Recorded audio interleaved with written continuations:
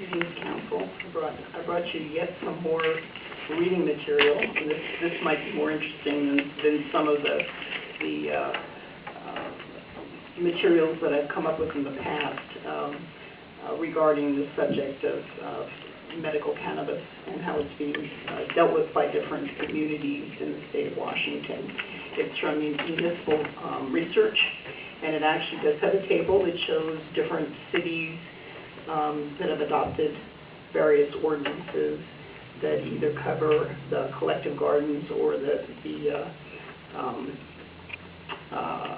processing, production, and dispensing of medical marijuana. I haven't seen your packet, so I don't know if you have a copy of the most recent moratorium ordinance, but I also made copies of that for you as well. We have had 3 ordinances so far creating moratoriums. The initial one was strictly on medical marijuana collective gardens. Actually, that was the initial one was a 6-month moratorium. The second one, the first one was established in August of 2011. And the Planning Commission was tasked with reviewing the subject matter and realized they needed more time, and so a second ordinance establishing a moratorium was passed in February 2012. I guess the first moratorium, you don't need to have the Planning Commission reviewing it, but the second one we had a full work plan, and the Planning Commission had a hearing and had recommendation for council. Excuse me. Since then, we've had a third moratorium, this last one extending 6 months and including the processing, production, and dispensing of medical marijuana, not just collective gardens. This ordinance is due to expire on August 25th, and prior to extending the moratorium, we do have to have a public hearing to get feedback. And this hearing is scheduled for next Monday at the City Council meeting.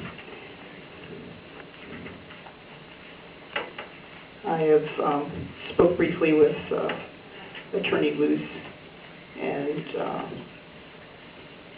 he'll be available next meeting to discuss with you current litigation involving the city of Kent being one thing, and then also there's another aspect of this is more recreational marijuana and dispensing marijuana, is that the state is not required to come up with regulations until December. So we've got an issue of things still being up in the air. I'm just going to pass out this information for you. Sorry about my voice.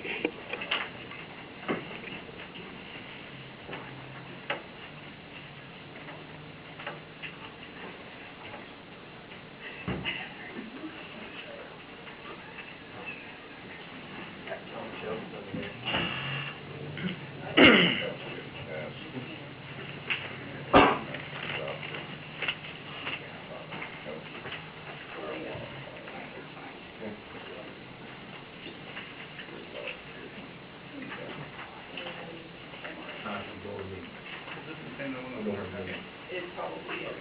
It's fine.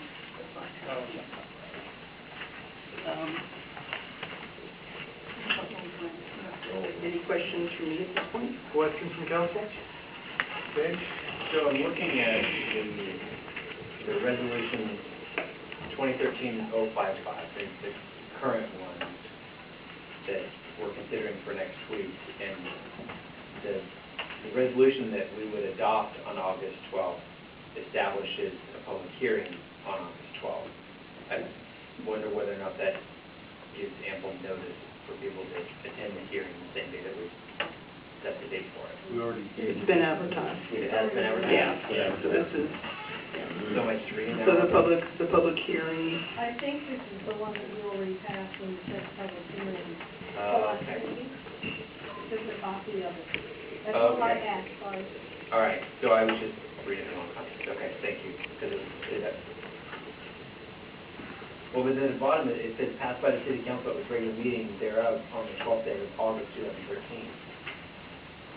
Did we pass something, did we already pass something that No. said that it's not going to pass for? You already passed a resolution that was setting the public hearing. So when I look at section 1 in the now therefore piece, the Pacific City Council hereby establishes a public hearing prior to the consideration of a moratorium, yada, yada, yada, at regular scheduled city council meeting on Monday, August 12th. And then in the bottom after section 2, it says passed by the city council at its regular meeting on August 12th. So have we already established a resolution that it's Typo. Yeah, and, looking at my notes, the 7/22 council meeting, we had the hearing resolution 055 that night, and it was moved and approved at 4-0 okay? for the hearing to be on the 12th. So the resolution was approved then. What we're looking at is, I'm not really sure why we're looking at these resolutions that have already moved that resolution through. Okay. So we have established the Public hearing. public hearing. Yeah. Okay. What's being presented to us right now? You don't have the right resolution in front of you. For the moratorium. Yeah, I would think we would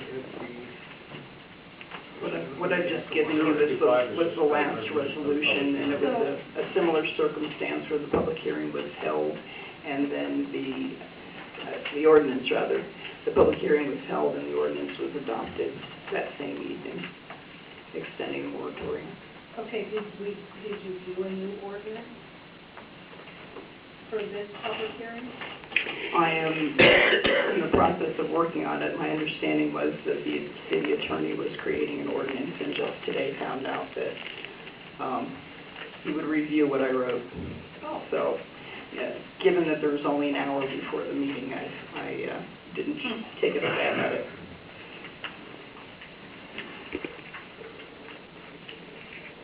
But it basically follows a similar format and adds one more whereas that includes this prior ordinance. And my understanding from the city attorney is that he would recommend setting it up for an additional 6-month moratorium. That would be, which could be changed after city council gets feedback at the public hearing. Or I should say amended.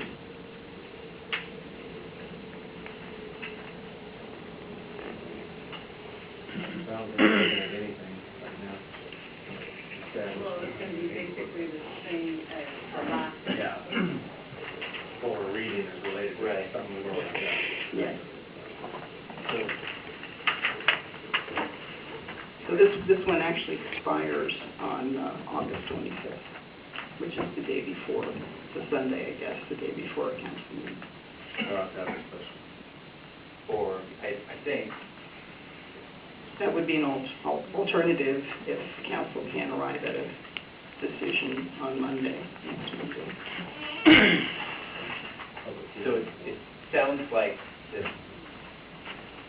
the issue that's in front of us now that we're deciding whether or not we want to move forward with is whether or not we want to consider a resolution that's still being worked out to adopt next week on the 12th, after we have the public hearing and the new resolution or ordinance, and we're going to look at, would likely extend the moratorium another 6 months. And so the question is, do we want to move forward with that, consideration of that resolution, acknowledging that we've done it a couple of times before, but that the specific language of still being worked out for the city attorney. Yeah. Is that right? Yeah. I was working on an ordinance that was adopting code that, and based on the recommendation of the planning commission after a public hearing. And basically, our ordinance was very close to that of Auburn and also Kent, which is being contested now. And so I think Attorney Luce's recommendation is to hold off on actually adopting city code until the Kent, what would you call it? The lawsuit is resolved. Okay. Other questions from council? Gary? I keep having this thought that we passed an ordinance adopting the language in Edgewood's ordinance regarding marijuana. That was prohibiting that. I think we did that. The language that we thought we needed to adopt had to do with issuing business licenses, and it turned out that our code already contained that. There was one that we worked on, it came before the council, I'm pretty sure that we passed it, adopting the language that Edgewood used in their ordinance. We'll look back at the records, but I don't think we have that. Remember their business license when we did that. Right. Our business license code basically says that it's illegal on a city, state, or federal level that we will not issue a business license.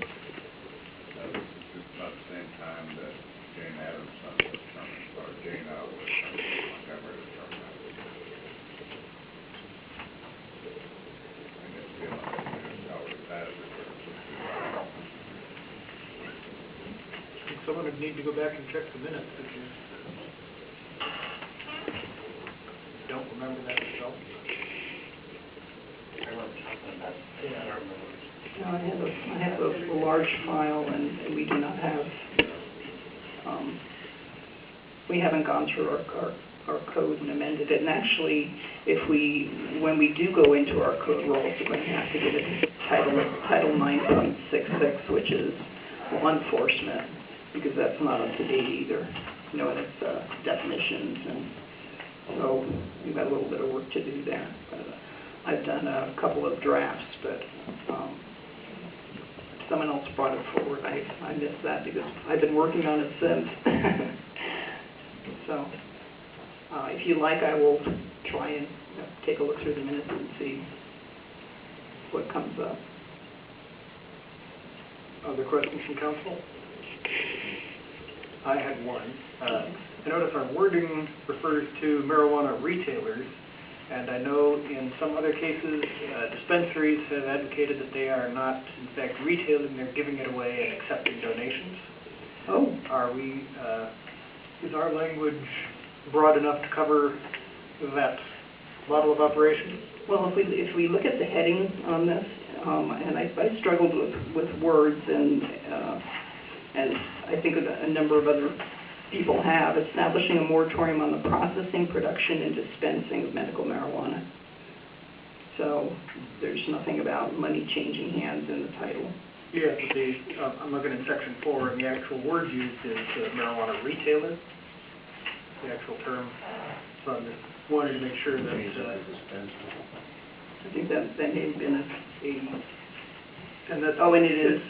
It's defined in state code, but I want to make sure that if we're trying to prohibit nonprofit dispensaries as well as for-profits, that we are in fact covering what we think we are to save legal expense down the road. Okay. Well, here's where our attorney comes in handy.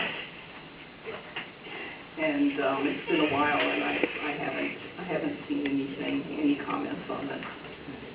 So it would be good to get some information from Attorney Luce. And then one other question on background information. I know there was recently some federal raids of marijuana dispensaries from Seattle down through Olympia. Are you aware of any of those implicating any of the city officials who had permitted the operations, or were they exclusively against the facilities Oh themselves? Do you my, know? I missed that one. In fact, the latest article that I read said that it would be most likely that cities and counties would be conducting the raids, and if they permit it, then it's not likely that anyone, unless they have a sizable operation, is. Yeah, but these were DEA. Quite a number of facilities raided the same day. I don't have particular information. I do know that there was statements in the news media related that these same facilities had been raided before. So they were already on a prior list of issues that they had problems with how they were dispensing or distributing products. So, but I haven't heard anything as far as the cities. Yeah, because of course that's one of our concerns, protecting the city and individual city employees from potential legal liability as conspirators in federal violations. Okay. Again, your city attorney? Yeah. I would ask your city attorney about that. So will the mayor take a note of the Got it right here. couple issues? Thank you. And what's the council's pleasure?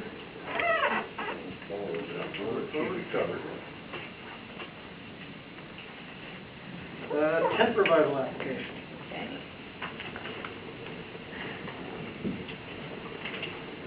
You have some representatives here from Life of Victory Church. Hello, everyone. I'm going to introduce. This is Anatoly Petrick. Okay. And Anatoly is the gentleman who organized the Life of Victory Church, we call it a revival, last year on property owned by John Walsh on West Valley Highway. And people may remember the large tent that was up. And the event was so successful, and I guess other activities since have encouraged them to come back and have another revival in September of this year. I believe it's increasing the number of days. And you can, It will be the same. same number of days, okay, same number of days, but consecutive this time instead of in discrete blocks. I think my cover sheet pretty much summarizes the event that was held in September 2012. There were 2 complaints from citizens, one from up on the West Hill, and one in the subdivision known as Beaver Meadows, which is 6th Avenue Southwest, about the noise. And this was investigated by Lieutenant Massey. And in fact, there was a police presence during the activities. And Lieutenant Massey wrote a letter then, and also wrote a letter regarding this year's event. And his recommendation, which I agree with, is that we forward this to the media on August 12th because the time is running short and they need to advertise. And with limits on the decibel levels audible from outside the tent, they are going to be redirecting their sound system, and I'll let them speak to that. And also having a clear end of amplified music at a certain hour. Would you care to? I wanted to just tell you briefly about the meetings and what they're all about. At these meetings, we gather mostly Slavic youth, teenagers to some people over 30 years old were present last year. And on the weekdays, about 150 to 200 come. On the weekends, last day of the revival, we had about 400 people come in. And at these meetings, we hold about 20 minutes of singing Christian hymns, and that involves music. And then we have speakers come. We choose speakers who come from the background of recovered either people who were on drugs or struggled in life. And they now have established, they quit doing drugs, quit doing alcohol, gone away with a bad life, and have successful families. And they speak how they overcame some obstacles, and speak that there is another life that people can choose, live, and be happy. At these meetings, last year, over 60 people had committed to change their lives. We have about 45 of them that are still coming to local churches right now. We keep in contact with them. We had 6 families that were restored that were going through, these were families where a husband or a wife were on drugs and the family was falling apart. After these meetings and receiving further counseling at the local churches, they were able to become drugs-free and stay together. I believe these meetings are very important for our community. About the complaint, we had a permit to play music until 2200 hours, which is 10 o'clock. We were shutting down every day at 21:30, 9:30. Sound system was removed from the site, and I have a sound system director with us here, Vasily. He's from High Tech Sound and Lighting. He was removing the soundboard. The complaint came in that the loud music was playing until 2300 hours, which there was no one on site at that time except for 2 security people who were staying overnight on the property. The person who was given a complaint, his name is Mr. Desario. He stopped by the tent numerous times during the day and threatened to take the matters in his own hands because the police department would not do anything of shutting it down. And we showed him permit that we had the permission to be there. There was police present until 2200 hours, until 10 o'clock every on the weekend. And on the last day, Lieutenant Macy was patrolling, and one of the people stopped by from up the hill, and they were just asking what was going on. And Lieutenant Macy asked them, where I was present in that conversation, where if they heard any music or anything. And they said that, no, we didn't hear any singing or anything, we just hear a little bit of bass here and there. But like I already noted that all the music, all the amplified devices were off at 9:30 p.m. I really was hoping to receive your permission today to continue and do the tent revival for this upcoming September, as we're really pushed for time right now. Like a gentleman said earlier, it's 11 o'clock and 59. It's 11 o'clock and 59. I filed for permits back in June, and we had some time to think about this, and really I wanted to receive your permission today to hold that revival. And I invite everyone to come. And this year we're also going to employ off-duty officers to patrol the traffic. And we have figured out a way to limit the noise level, to contain it more inside the tent, to redirect our speakers where the sound level is going to be significantly reduced. Last year, where we had our sound measuring device out monitoring the sound, the freeway was giving out 15 decibels more sound than our tent revival, than our tent. So I believe that the complaint has no ground, because if the person lives on the other side of the freeway, there could be a car driving with a boombox on the freeway and give out more music than what we have coming out of the tent. I really, really would ask you guys to just permit this. This would be an amazing event. Any questions from council? Maybe we asked this last year and I just don't remember the answer. Is this something that staff doesn't have the authority to approve a permit for something like this? They do. They do. I think they do. I wasn't sure. I don't believe we Just did like the anything. beer garden had to come before council, because of that other reason. Okay. We do these events in City of Federal Way called This Knock Up, where we rent out the whole, stadiums, and we never had to come before City Council. It's always we file for permit, and the longest it takes is like 12 days. And we have the permission. They do send out a letter around the neighborhood that there will be loud music, and we do this how many years now? 12. And we have never had a complaint. So, and if we wait one more week, we're going to be jeopardizing the all the advertising and preparation for this event. I was really hoping that you guys would just approve this today. Well, unfortunately, this is a workshop and we can't actually take action tonight on it. We discuss things one week and then we vote on them the next, so we actually can't, because it wasn't legally published in advance for a decision tonight, we can't actually take action on it tonight. But we can move it forward to next week's meeting.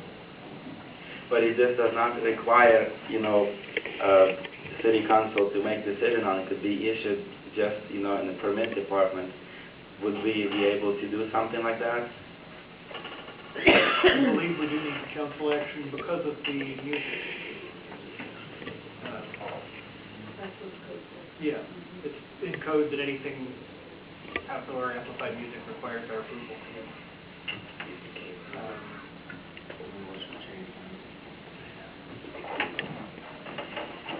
Any other questions from council? Move forward. Thank you for coming. Thank you.